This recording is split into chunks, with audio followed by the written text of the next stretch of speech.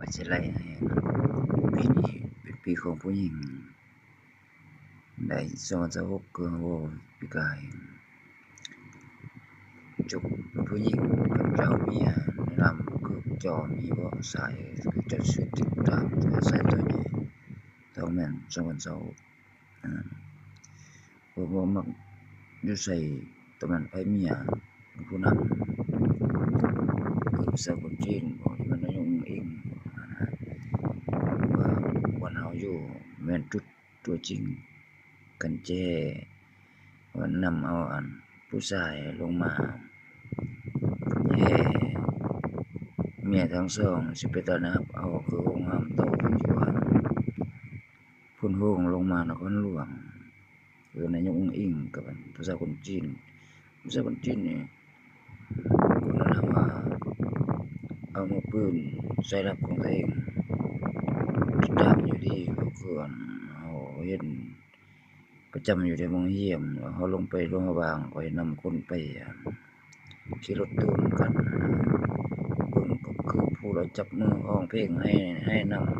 ำแม่นพี่น้องเฮาบ่ไปติดตามเฮาเด้นะเราตัดผมอยู่โรงเรียนเห็นนางเฝ้าอยู่ทางหลังเบิ่งแหมอันนั้นมันจะเข้าพากันเที่ยวมานั่งเบิ่งนะเบิ่งมันรุ่นระดับเจ้าระดับนายเด้แต่ผู้นั่งแท้ๆเบิ่งเฮาหั่นเบิ่งผู้นี้ก็เบิ่งอยู่ในหน้าจอโทรศัพท์เพิ่นเขาร้องเพลงนะแต่เราร้องเพลงจับตีนจับมือช่วงเขาไปปฏิบัติหนัก201นะ21 22